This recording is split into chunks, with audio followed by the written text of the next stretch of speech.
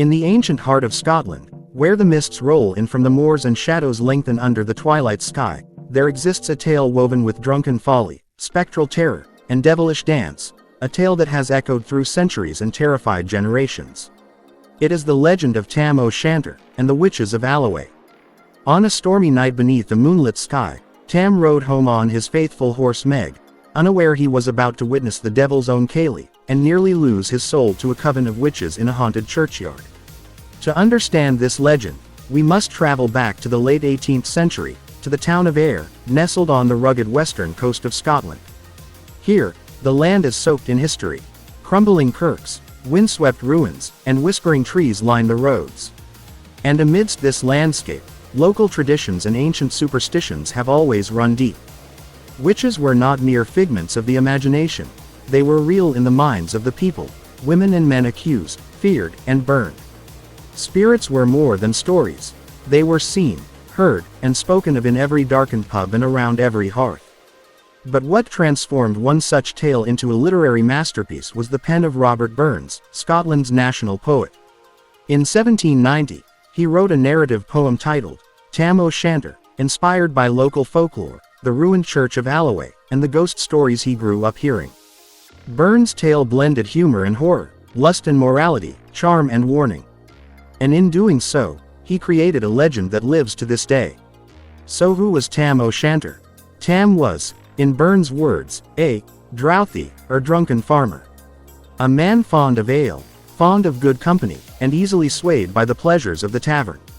He was known in the town as someone who could laugh the loudest and drink the longest. He loved his drink, he loved to talk, and though his wife Kate often warned him of his late-night returns, Tam paid little heed. One fateful night, Tam lingered at the tavern in Ayr far longer than he should have. The ale was flowing, the company was good, and he laughed and joked without a care in the world.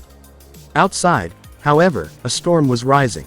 Thunder grumbled in the distance, rain began to lash the windows, and the wind howled like a banshee.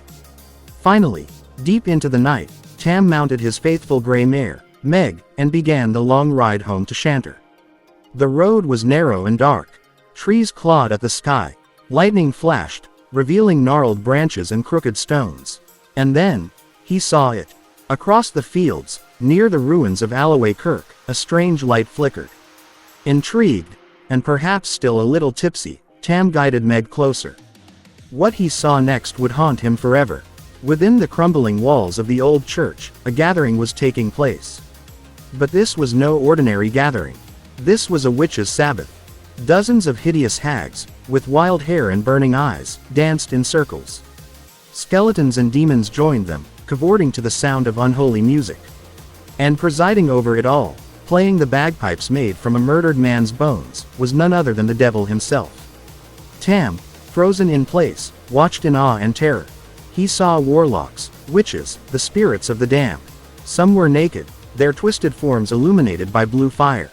Some rode broomsticks. Others shrieked with laughter. The dance became wilder, more frenzied. And among them, Tam's eyes fell upon one figure in particular, a young witch, more fair than the rest, wearing only a short, tight shirt. Her name, according to legend, was Nanny. And as she leapt and twirled, Tam's tongue betrayed him. "Weel done, Cutty Sark," he cried, using the Scottish term for a short nightdress. In an instant, the music stopped. Every eye turned to Tam. The witches shrieked. The devil roared. The unholy congregation surged forward. Tam turned and spurred Meg with all his might. The chase was on. Across fields and roads they fled, the witches in pursuit. The sound of clawed feet and howls echoed behind them. Tam knew the lore. Witches could not cross running water.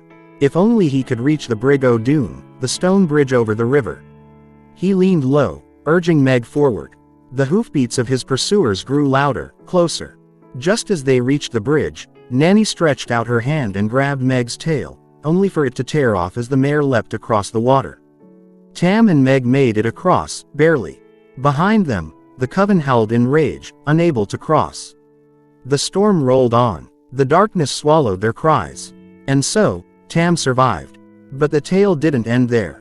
It passed from mouth to mouth, town to town. The haunted Kirk of Alloway became a place of eerie reputation. The stone bridge was pointed out by mothers warning their children. And Tam O'Shanter became both a hero and a fool, a man who dared witness hell's own party, and barely lived to tell the tale. But what lies beneath the poetry? Was Tam O'Shanter a real man? Was Alloway Kirk truly haunted? Were there witches in Ayrshire? In truth, the 17th and 18th centuries in Scotland were marked by intense fear of witchcraft. Over 3,000 people, mostly women, were accused and many executed for practicing the dark arts. The Church and Crown endorsed these trials. Communities were torn apart by suspicion. To the people of Burns' time, witches weren't metaphor. They were reality. The ruins of Alloway Kirk, with its graves, shadows, and history, would have been seen as the perfect place for a Sabbath. Burns himself was fascinated by the supernatural. As a child, he listened to old women tell tales of spirits, bogles, and brownies. In his poem, he both satirized and honored these tales. He made Tam a flawed everyman, brave, foolish, full of life. His Meg, the loyal horse, became a Scottish symbol, and Nanny, the young witch, a tragic figure, cursed to dance forever in the darkness. Tourists today still visit Alloway. The kirk still stands, roofless and silent. The Brig o' Doon arches over the river, as it did in Burns' time. Statues of Tam and Meg can be found, and at night, some claim to hear strange music drifting through the air. Tam O'Shanter is more than a ghost story. It's a parable about indulgence and consequence. It's a love letter to Scottish folklore. It's a celebration of verse, myth, and the eternal dance between darkness and light. Burns ends the poem with a warning, one both humorous and serious. Wiener to drink you are inclined, or cutty sarks run in your mind. Think ye may buy the joys o'ercost. Remember Tam O'Shanter's mare. Even in jest, the message is clear. Every indulgence has its price. Every night out may come with hidden dangers. And every legend, no matter how fantastical, holds a grain of truth. The witches of Alloway may not gather in the kirk today, but their memory lingers, in verse, in stone, in wind and rain. They are part of the Scottish soul, and Tam's wild ride, filled with mirth and madness, remains a beacon in the realm of legend. So the next time you find yourself walking alone near an old graveyard in the storm, and the wind carries a faint laugh, or a scream, remember, some stories never sleep. Some spirits still dance, and the devil still waits, bagpipes in hand, for a foolish farmer to stumble upon his Sabbath.